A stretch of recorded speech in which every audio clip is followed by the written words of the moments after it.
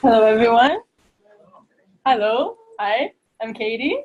Happy President's Day. And welcome to Jazz. So Jazz stands for Joanna Spiritist Society. So welcome. Hope you enjoyed the lecture today. And today we will be talking about what Joanna just read, which is chapter 88 from Our Daily Bread, which is by Chico Xavier through the Spirit Manual. So that's what we'll be looking at today. And Emmanuel's main message in this chapter is for us to endure hardship as a correction. So when we think of this phrase here, what comes to mind? What do we think about? Endure hardship as a correction from God. Anybody?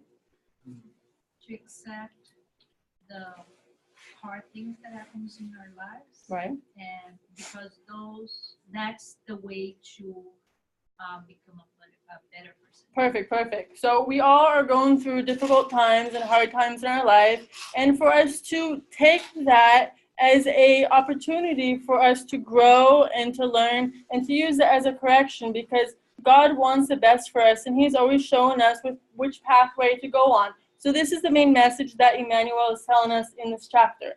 And he's also telling us three different, okay, I'm ahead of here. Going back, it was not on the right one. Okay, so he tells us he has three invitations for us to endure hardship as a correction. Number one, first to accept God's love. Second, to recognize his signs. And thirdly, to adapt and to adopt. So these are the three invitations that we're going to be going over throughout the lecture for us to understand how to endure this hardship as a correction, for us to learn in a way for us to improve in our lives. So going right to accept God's love, let's think about what does it mean to accept God's love into our life? Why should I accept God's love into my life? Why is it good for me? And how would I do that? So for us to meditate on these three questions as we go through the next slides. How, why, and what does it mean to accept God's love into my life? Honor our parents. So for us to understand a little bit more the reason behind this commandment to honor our parents, let's think a little bit more about qualities of parents. So let's brainstorm a little bit. What are some qualities, some virtues that parents have? Go ahead. Unconditional love. Very good. Responsibility. Anything else? Lots of qualities there, right? So doesn't God also have these qualities, right? One specific quality of a parent that I would like to focus on is devotion. So ever since we're born, we need our parents, right? And they're always there for us. They change our diapers. They stay up late. They wake up all hours of the night. They have to feed us. So we're very dependent on our parents, and they're always there for us. They're always very devoted to us. And even when we get older, we start to go to school. They take us to school. They take us to ballet class. They take us to soccer class. They're always there for us. And even when we get older, when we move out of the house, we need help sometimes maybe with rent or helping pay a dinner here and there. They're always there for us because they love us and they're so devoted throughout our whole life. And isn't God the same? Isn't he very, very devoted to us? So for us to always remember that when we're thinking of honoring our parents and also honoring God. Also, before we go into the qualities of children, I also want to bring attention to the phrase, Father knows best. So we hear this a lot, right? So I wanted to pick it here. And so when we think of Father knows best, we think of experience, wisdom, knowledge. He has a little bit more, knowledge for us, and he helps us because he knows he has more experience in his life. So he knows, hey, maybe this is good for you. Maybe you should go do that. For example, let's say a son is in going to college and he's going to international relations. Let's say he's in his second year of economics and it's really hard and he wants to give up. But his father, no, persist, keep on going. You won't regret it. Keep on going. And sure enough, he finishes the course and he's very happy and he's grateful for his parent, his dad that knew better. No, persist and you will get to it. So the same thing with God. He knows what's good for us and he will persist and keep showing us signs for us to follow that path. So now to honor our parents, what are some ways as qualities of children, what are some virtues that we have that we can show that respect and that gratitude to our parents and to God? Respect. Respecting our parents, respecting God. What else? Obedience. Obedience, good. Listening. So lots of ways that we can show that gratitude and honoring our parents and also God. Because again, they're both very devoted to us, aren't they? Going into God is our Father, which we kind of touched on to, right? So God is our Father. He's the Father of all of us. We are His children. Let's think a little bit more. So parents have these qualities that we just said. So God also has these qualities, but He has even more qualities, has even more attributes. What are some attributes that we can think about God? Just. Good. Eternal. Many things. Merciful. All loving, all powerful, right? So He has all this knowledge, right? Father knows best. And we can also talk about His providence. So providence, He's everywhere. He's in everything. He's in, the light. He's in our hearts. He's in the trees. He is everywhere. He sees us. He hears us. He knows everything that's in our thoughts. He is there. He knows our deepest secrets. So because He knows everything that's going on in our life, He's able to do that correction. He's able to correct us and tell us, hey, Katie, maybe you should go over here. Maybe you should go over here. And because He knows best, He knows our life completely. So what better person to tell us which way to go in our life? Because He knows. So we can take a look at question 964 from the Spirit's book. Baby, can you read? Yes, baby. Yes, baby. Question 964. Has God to concern Himself about each of our actions in order to correct us? What do you think? What do you think? Yes. So as we're talking about God's providence, since He is everywhere and He knows all about us, what better person than to guide us and show us that correction in our life of which way to go? So yes, He concerns Himself, yes, and He tells us all the time. He tells us these signs. Delivereth thee unto God, which is just another way for us to say to accept God. So we can think about a phone call, right? God is always calling us every day. Are we answering Him? Ring, ring. Okay, so are we answering Him? That's a very important question for us to think about. Another thing for us to be able to accept God into our life is to be humble.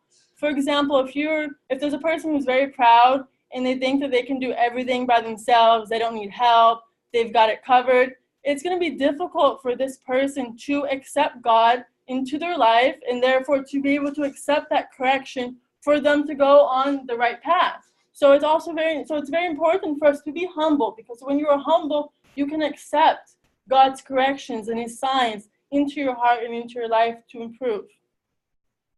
Same thing with firm roots. So you want to have those firm roots of acceptance of God, because that way when you have wind, your roots are still there.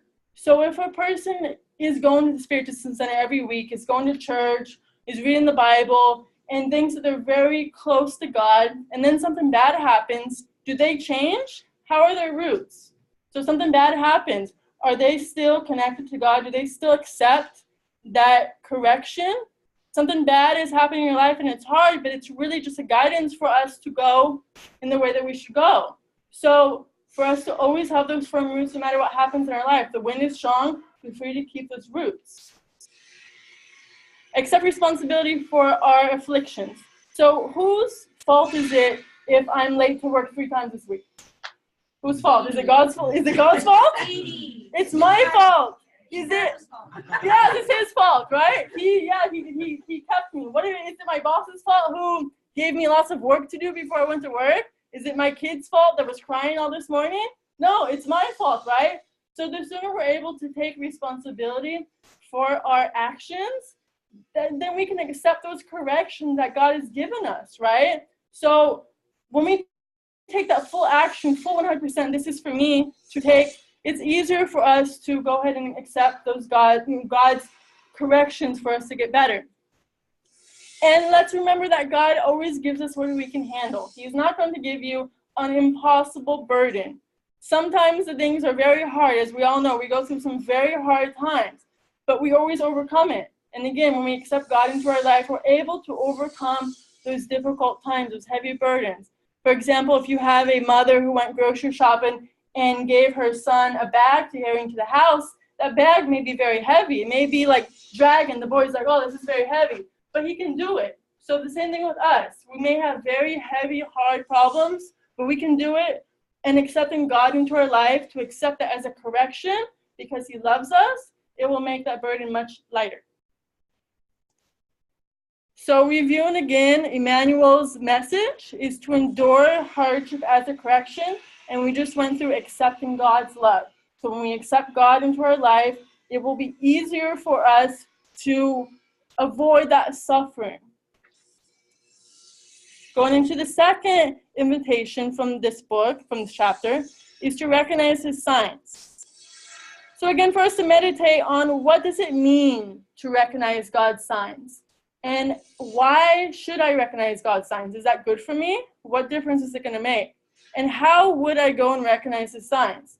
For us to kind of meditate on these questions as we go through the next slides. So gentle pokes. What do we think about gentle pokes? I think about Facebook. Yeah? Poke your friend, right? So God is also poking us, but he's poking us to tell us, hey, Katie, maybe you shouldn't do that. Maybe you should talk nice to that person. So he's always poking us, okay? So are we seeing those pokes? Are we recognizing those pokes? Since his touch is everywhere, he sees everything and knows everything, he pokes us in the correct way for us to guide, for us to go into our life. So if you listen to his pokes, you're going to be able to go on the right path because he's always poking us. We can also think, so since he has all these silent warnings and they're all the time, every day, we can think about warnings here in society that we have here. What is a traffic light for? What is that for? Control the traffic. It tells you warnings, right? Stop, slow down, green. So it's the same thing. God has given us these warnings. Are we paying attention to the traffic light when we're driving through our life? Would you go and run a red light in your life? So it's the same thing. So then what happens when we run a red light? We could get a ticket. Maybe we get an accident and you have to pay for your car and someone else's car. So you have these corrections that God is going to give you.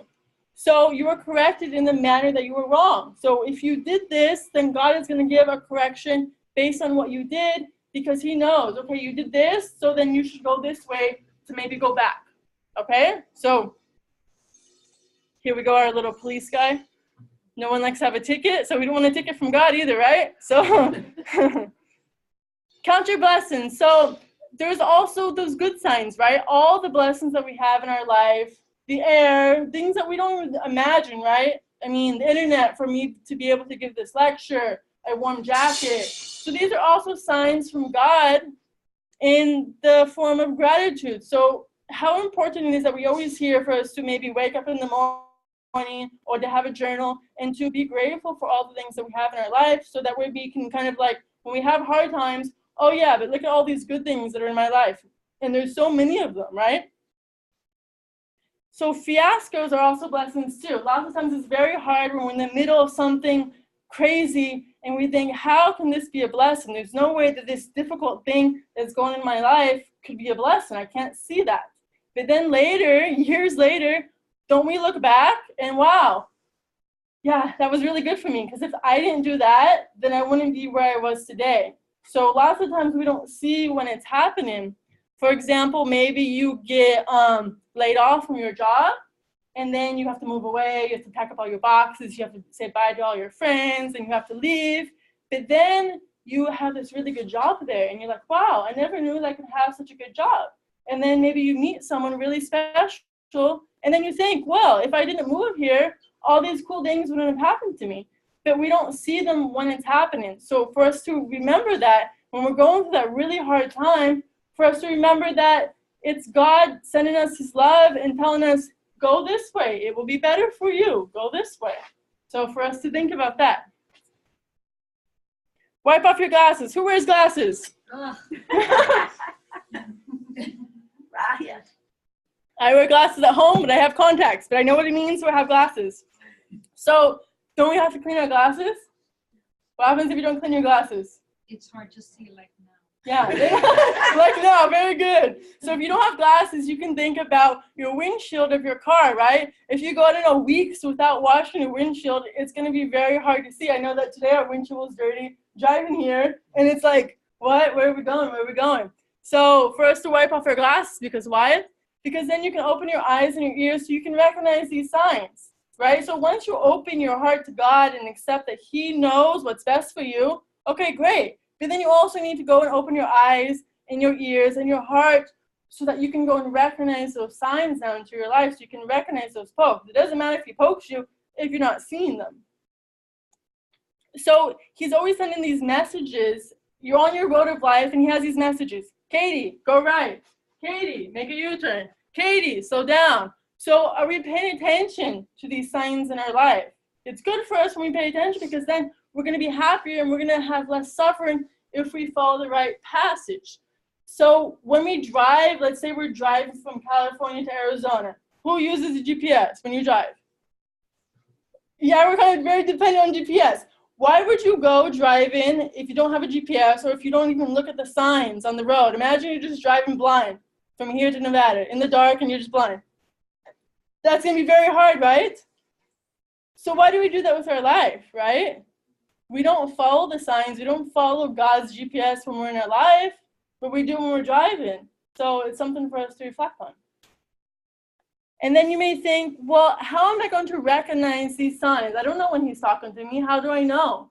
And then if you look at the question to 9:19 in the Spirit's book that says, know thyself, then you can start to think, well, what's something that I'm maybe need to improve on? What's something that I'm not so good at? Let's say you're not very patient. And then you can start to, let's say, patient in the traffic. And then you can start to look at the situations when you're in the traffic, and then you can open up your eyes more to those signs that God is going to be correcting you probably a lot in this situation, maybe when you're not very patient. So it's an excellent opportunity, since you know yourself and you know you're not very patient in traffic, that's an excellent time for you to open your eyes and your ears for a sign that God may be given to you right at that moment. So reviewing again here, Emmanuel's message is to endure hardship as a correction.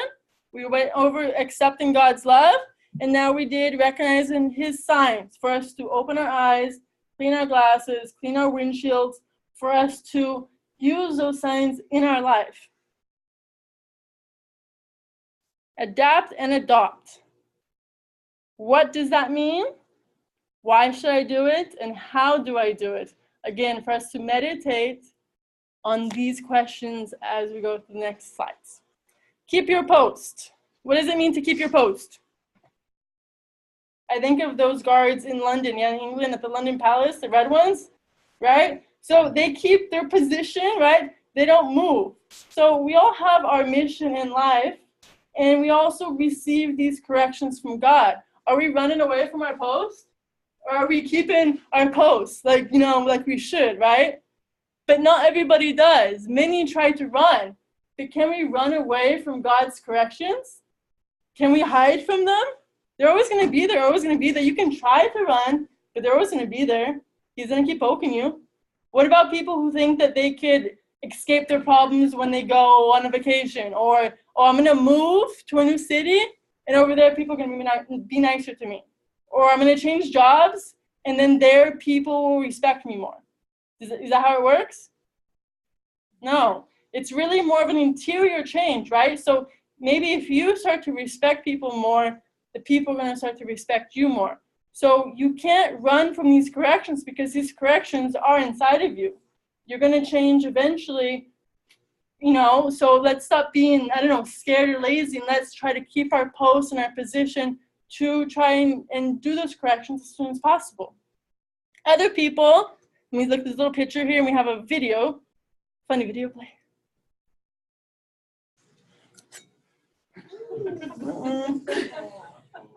One more time. Uh-oh, he was trying to escape, but he couldn't. So it's the same thing with our corrections. He's always going to correct us, and He's always going to poke us, because He loves us and He wants the best for us. So let's stop trying to run away from them.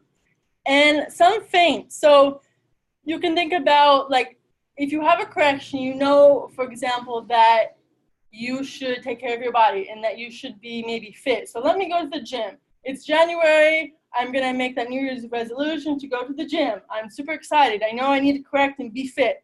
And you go there for a while, and then eventually you start to, I don't want to go anymore. It's too early. Or I don't know, I didn't make any friends there. So then you start to, okay, it's too hard. It's too heavy. I don't want to go anymore. So then you faint, like this nice soldier guy here. Oh. So we don't want to do that. He's not keeping his post. He's not keeping his post. And then others pretend like they're at a masquerade party or like a Halloween party, yeah? So when we go to these parties, we wear costumes to try to be other people. So if you, let's go back to patience here in the traffic. If you know that you're impatient and you work on it and you stop maybe yelling at people or stop making mean faces at people in the traffic, you stop doing that anymore and you're like, okay, I'm patient now. But what happens when you take off your mask? Are you really patient inside of your heart? What are your thoughts saying? Are you still saying rude things to those people? Why did he cut me off? Oh man, right? So for us to, when we are trying to improve, accept God's love, recognize His signs, let's try to take off this mask and try to improve ourselves when we have no mask on. So that way we are entirely improved, right? And here we go again. God is calling. Oops, let me go back. Ring, ring. So those who run away are already declining the call. No, I'm not going to answer God's call. And then the other people who are fainting, okay, I'm going to go to the gym later when it's convenient for me, are like, okay, remind me later. I'll do it when I want to do it. And then between message and accept, let's say that Givaldo is calling you. Givaldo from, who would like to get a call from him? Oh, yeah? So are you going to answer him or are you going to message him? It's a super important call. Why would you not accept his call? Just like why would we not accept God's call? It's very important for us to take it 100% and take it instead of masking or, okay, I'll do it later when it's convenient, right? Because the sooner that we answer God's call, the sooner we can follow that path that's good for us. A bright, sunny day. What kind of weather do we want in our lives? Do we want to have a sunny day or do we want to have cloudy rain day? Right? So the faster we accept these corrections and open our eyes to these signs, the faster we can escape this road of suffering that we're all on. We're in this rainy, thunderstorm path.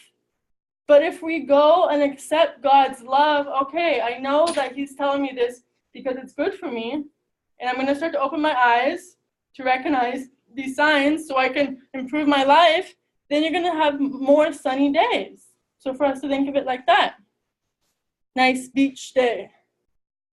He gives us lots of chances, millions of chances. So whenever we want to accept His corrections, He'll always be there because He's never going to stop because why? He's devoted. He's always there for us. So whenever we want to accept that invitation, He will be there. And again, it's not that we're going to get it on the millionth, try. We're going to have to try a lot of times for us to improve, right? Because it's not overnight that we get better. And once we do that, we're able to adjust and make a better today. Because again, as soon as we accept His love and recognize His signs, we're going to be able to adapt our lives accordingly.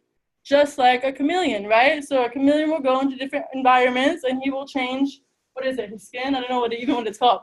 So just like us, so when we receive that correction from God, are we able to adapt that correction into our life?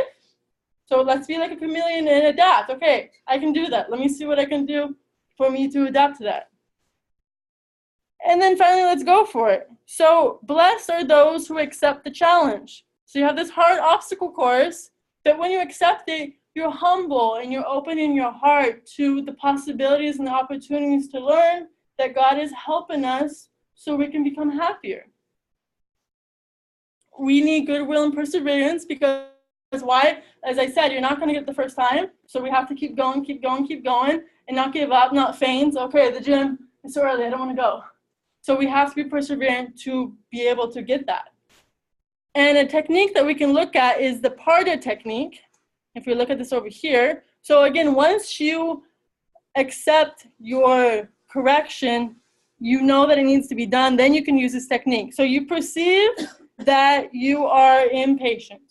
And then you accept, okay, I know that I'm impatient, but let me love myself and let me give myself the time to get better.